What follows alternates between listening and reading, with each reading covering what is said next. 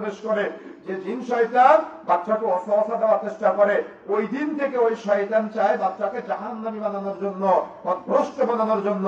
কিন্তু ওই দিন থেকে বাবা মার দায়িত্ব হয়ে যায় ওই শয়তান থেকে সন্তানকে মুক্ত করা। সুবহানাল্লাহ। কিন্তু আপনি কি পেরেছেন? আপনি কতটুকু পেরেছেন? আপনি ব্যর্থ হয়েছেন। কোনদিন আপনি আপনার সন্তানকে ওই শয়তান থেকে ফেরাতে পারেন নাই, প্রেরণা যোগাতে পারেন নাই। এই জন্য মাইকের আওয়াজ যতদূর পর্যন্ত যাচ্ছে, ব্যর্থহীন ভাষায় বলে যেতে চাই, খান্নাস টাইপের জিন থেকে আমাকে আপনাকে সর্বদা রবের কাছে, মালিকের কাছে, ইলাহার কাছে আশ্রয় চাইতে হবে, জেনে বুঝে আশ্রয় চাইতে হবে। আপনি হয়তো এটাকে গুরুত্ব দিচ্ছেন না, কিন্তু খান্নাস টাইপের জিন কেমন জানেন? ওলামায়ে কেরাম উদাহরণ দিয়েছেন। আচ্ছা, আপনারা কচ্ছপ চেনেন? কচ্ছপ চেনেন? আচ্ছা, কচ্ছপের মাথা ধরা যায়? কচ্ছপের মাথা ধরা যায়। যখন আপনি মাথা ধরতে যাবেন তখন কি করে বলেন তো? মাথাটাকে গুটায় নেয়। তো খান্নাস টাইপের জিনটা